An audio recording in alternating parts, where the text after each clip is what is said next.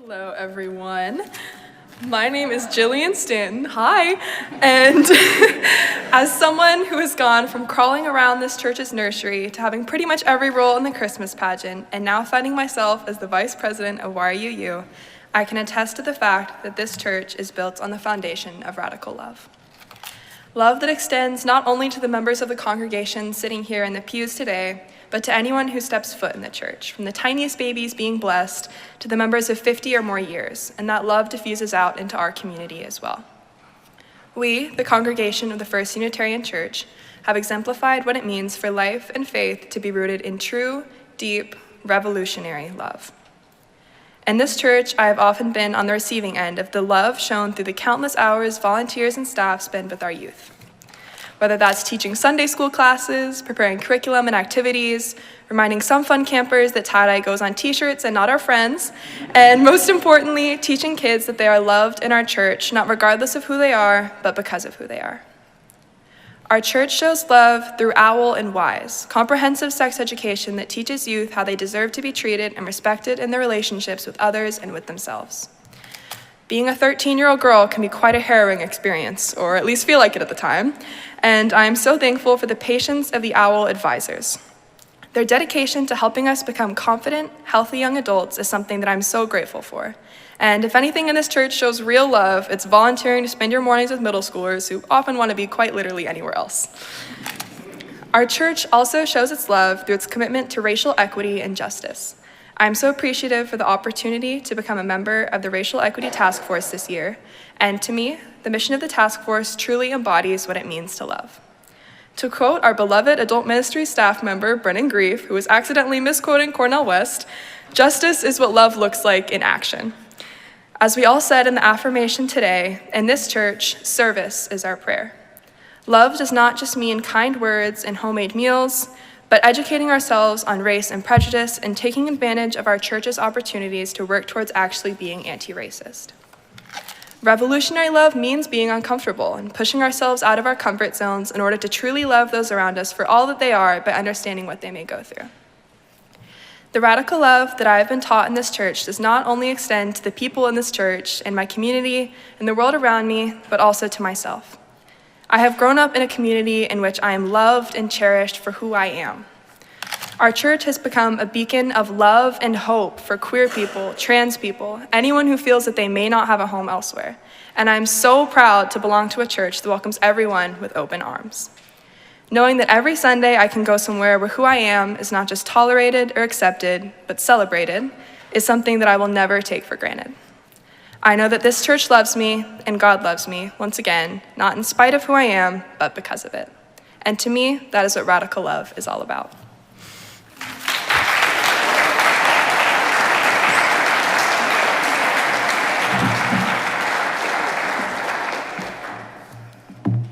Hi, y'all. My name is Eli, and I feel that I have many claims to fame here at church. You might know me from my time as a some fun camper or counselor, or maybe as the kid who always herds little sheep at the Christmas pageant each year. Maybe you know me from when you attended YU's Coffee House and saw my fabulous artworks and performance, or maybe you know me as the kid who this year blindly drew Santa Claus at Hanging of the Greens. But even with all of that under my belt, I feel I will never be as famous as my mom, Diana Bacon, although if you're closer to my age, you'll probably know her as Coach Bacon. She taught the kinder through first graders for years and is now finishing an 8-year-long run as one of the teachers of the 9th grade coming of age and Odyssey classes. She was the CrossFit coach at Some Fun for years, and she was one of the committee heads that raised all of the money for our new Channing Hall. She's a woman that lights up a room when she walks in and commands everyone's attention, respect, and joy. So for the most part, I am known as Diana Bacon's eldest, a title that I proudly wear in this space. It's a reminder of how much community my mom has made around her, full of people who love and cherish her, that I get to be a part of. She's the reason I'm standing here today on one of the 2 mornings I have off, in nice clothes I don't like all that much, and still having fun. She inspired my love for community service in and outside of our congregation, And I know for a fact she played at least a small hand in getting everyone around me on this stage as well. But she is moving this summer, and I am here for another year. Without telling all the dirty details of my family's life, but be aware that the growing anti-trans laws in Texas are playing a strong role in this. My mom and younger sibling are moving out to San Francisco, while my dad and I are staying here for another year until I graduate high school. Bacon and Arson, my younger sibling, will visit occasionally, and they'll attend church when they can, but for the first time in my life, it's going to be me attending service by myself. When I first realized that it would just be me, I'm not gonna lie, I panicked a little bit. What was church to me without my mom? Without my mom and I listening to KERA on the drive to church and annoying Arson with it. Without my mom rushing off to class and trusting me to get to mine by myself. Without my mom letting me into her room to steal their snacks and annoy her while trying to teach the youths. Without my mom telling us to get a move on, I'm starving, and then taking 30 minutes to talk to everyone she passed by on our way out. Without my mom and I having a bi-weekly mama-son lunch date at Gloria's and gossiping about everything we heard at church, my school, and the hallways at our office. Without my mom, I wondered, would I still love church? But a few weeks ago, Coach Bacon was away for a month, and I got to experience what Sunday mornings would be like without her. It was a bit different in the sense that Arson and I were dropped off. I couldn't bug her during class, and for once, we did actually leave church on time. But I still grabbed coffee and walked myself to class like I do when she's here, still popped into the 9th graders' room and stole their snacks, and I still stopped to talk to every other person while I was leaving, like when she's here. So now that I've had a chance to reflect on my time at church without my mom, I've had an opportunity to truly appreciate the community this church has given me. Because of Coach Bacon, I've gotten to grow up in a place where I am loved and cherished by everyone I interact with. I've met lifelong friends and even people that I now call my family. I've been backed by this community through the highest and lowest points of my life. I will always appreciate everything my mom has done for me, but I will value most the congregation she loves so much that has no chance but to love her right back and me along with it. Please rise and let us sing Blue Boat Home. The words will be on the screens.